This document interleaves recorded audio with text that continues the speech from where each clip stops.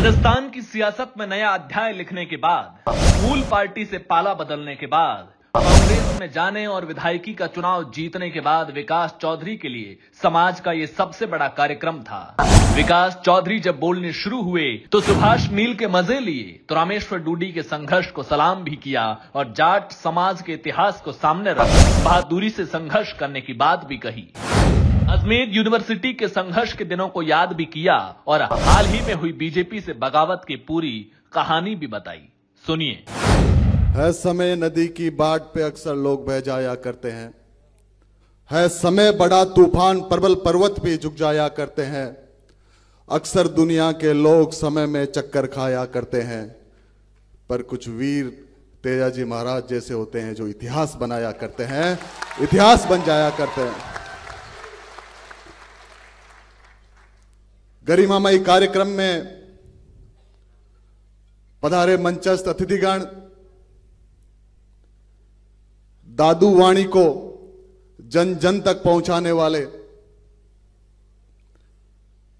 हमारे इष्ट तेजाजी महाराज के वचन और कर्तव्य निष्ठा को आगे बढ़ाने वाले परम गो भक्त प्रकाश दास जी महाराज के चरणों को वंदन करता हूं, प्रणाम करता हूं। जिनकी वाणी, जिनके फटकारे, जिनका व्यक्तित्व और हम जैसे नौजवानों को सही रास्ता दिखाने वाले राजस्थान प्रदेश के वरिष्ठ नेता सम्माननीय गोविंद जी डोटासरा साहब के चरणों को प्रणाम करता हूं। मैं उस जिले से आता हूं जहां महर्षि दयानंद सरस्वती हुआ करते थे। उनको पढ़ा है, देखा है। उनके नाम से जो विश्वविद्यालय है उसका मैं छात्र संघ का अध्यक्ष रहा हूं, लेकिन वर्तमान परिप्रेक्ष्य में महर्षि दयानंद सरस्वती को साक्षात रूप देने वाले सिक्कर सांसद सुभाषानंद सरस्वती जी के चरणों को प्रणाम करता हूं। विश्वविद्यालय में मेरे साथ रहे, संघर्ष के पर्याय लाडनू से दूसरी बार विधायक भाई मुकेश जी भाकर को प्रणाम करता हूं, प्रणाम करता हूं। जिनमें मेरी जैसी हुई, जिनको पाला बदलना पड़ा, लेकिन पाला बदलने के बाद भी अपने साथ एक कारवां ले जाने वाले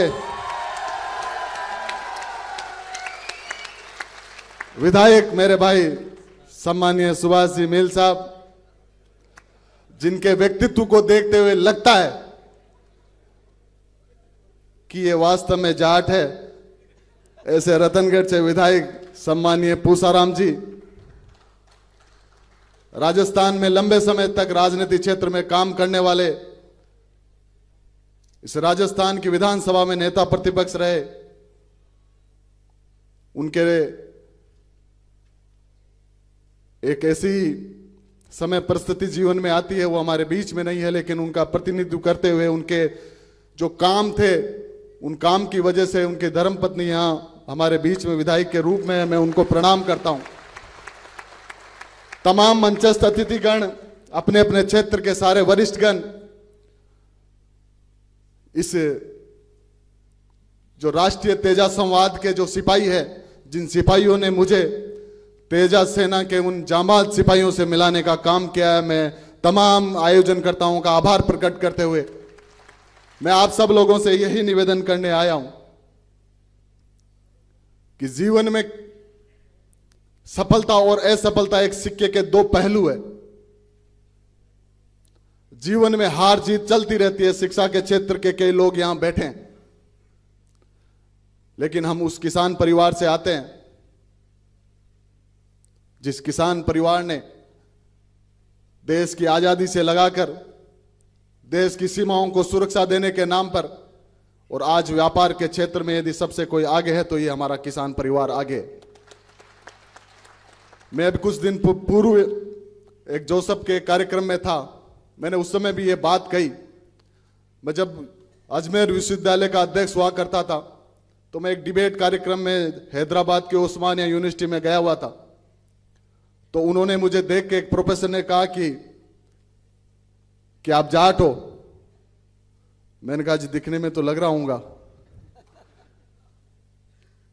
वो कहा दिखने में तो लग रहे हो, लेकिन इसका अर्थ मुझे समझाओ कि जाट क्या होता है। मैंने कहा जी अन्याय के विरुद्ध सबसे पहले जो खड़ा मिलेगा वो जाट होता है। मैंने कहा जी अपने वचनों के लिए अपने प्राण तक त्याग सके वो जाट होता है। हमारी देश की सीमाओं की सुरक्षा के करते हुए जिसके सीने में सबसे पहले गोली लगती है वो जाट होता है।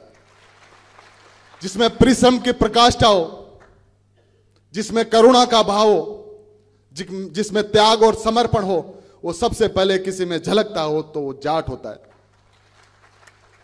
मैंने कहा जी जिसकी थाली में एक रोटी हो और यदि घर में मेहमान आ जाए और उस थाली को उस मेहमान के आगे करने की जिसमें समता हो, जिसमें समर्पण का भाव हो, वो जाट होता है। लेकिन मेरे नौजवान साथियों, हमें समझना पड़ेगा, हमें समय को भांपना पड़ेगा।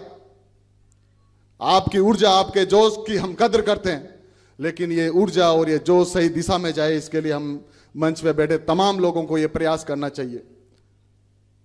23 साल की उम्र में जब भगत सिंह जी इस देश के लिए शहादत दे रहे थे, उनके शब्द मुझे एक किताब से पढ़ने को मिले कि जीवन में हर इंसान महत्वाकांक्षी होता है, जीवन में हर इंसान आशान्वित होता है, आशावादी होता है, जीवन में हर इंसान के लालसा होती है, लेकिन एक समय जब आता है जब वो उन सबको त्याग सके, ये कोई में समता होती है, असली वही सफल होता है। इसलिए हमारे को भगत सिंह जी के विचारों को भी आगे बढ़ाना होगा। और मैं तो परम सौभाग्यशाली हूं, मैं किशनगढ़ की उस मार्बल नगरी से आता हूं जहां तेजाजी महाराज ने अपने सत्य वचनों के खातिर 1000 बरस पूर्व हमारे सुरसराज गांव में उन्होंने अपने प्राणों को त्याग दिया। मैं आप सभी तेजा सेना के तमाम सैनिकों को आह्वान करता हूं कि वहां पधारो। हम एक नेक्स्ट कार्यक्रम इस पूरी टीम के साथ वहां करना चाहते हैं। और हमारे नौजवान कैसे स्किल से अपना काम करें, हमारे नौजवान कैसे व्यापार के क्षेत्र में काम करें, हमारे नौजवान कैसे हर फील्ड में आगे बढ़े, कैसे वो संयम रहे, कैसे शालीन रहे, कैसे विनम्र रहे। मुझे याद है जब मेरे गुरुजी गोपाल दास जी महाराज आज इस दुनिया में नहीं है, मैंने 2018 में एक चुनाव लड़ा विधानसभा का। सुभाष जी जिस प्लेटफॉर्म पे, उस प्लेटफॉर्म से लड़ा जहां लड़ने को मिले लड़ना चाहिए, लेकिन जीवन में सबसे महत्वपूर्ण है वो आपका चरित्र है, आपकी फेस वैल्यू है। आप जहां भी रहो, यदि आपकी फेस वैल्यू है, यदि आप डट के खड़े रह सकते हो, अभी यदि आप संघर्ष करने वाले हो, तो मैं दावे के साथ कह सकता हूं लोग आपको आगे से बुलाएंगे। और जब मैं गोपाल दास जी महाराज के पास मेरे 2018 के चुनाव परिणाम के बाद गया तो उन्होंने मुझे 2 लाइन कही, वो मुझे याद है कि तेरे गिरने में तेरी हार नहीं, तू इंसान है कोई अवतार नहीं, गिर उठ चल दौड़ भाग, ये जीत संक्षिप्त है इसका कोई सार नहीं। इसलिए नौजवान साथियों, हम किसी भी फील्ड में सफल हों तो हमें ज्यादा उस जीत पे इतराना नहीं चाहिए, हमें संयमित रहना चाहिए, हमें शालीन रहना चाहिए, और हमें असफलता मिले तो ज्यादा निराश नहीं होना चाहिए। ये जीवन के पहलू है। मैं दावे के साथ कह सकता हूं कि ये राष्ट्रीय तेजा संवाद कार्यक्रम इन नौजवानों को स्किल डेवलपमेंट के माध्यम से आगे बढ़ाने का काम करेगा, इन नौजवानों के भविष्य की नींव को मजबूत करने का काम करेगा। मेरे यहाँ पधारे किसान परिवार के तमाम पिता तुल्य लोगों को प्रणाम करते हुए, यहाँ बेटी मातृ शक्ति जिसकी संख्या कम है, मुझे लगता है आगे ये संख्या हमारी बढ़ेगी। तमाम मंचस्थ अतिथिगण और तमाम लोग जो मोती से महंगे हैं उनको प्रणाम करते हुए मैं अपने वाणी को विराम देता हूं। बोलो वीर तेजाजी महाराज की जय। जवान जय जवान। मैं पुनः वीर तेजा सेना के तमाम लोगों को धन्यवाद ज्ञापित करता हूं, मेरी तरफ से शुभकामनाएं प्रेषित करता हूं कि मुझे आज इन जवानों और किसानों के कार्यक्रम में आने का मौका मिला। धन्यवाद। जय हिंद।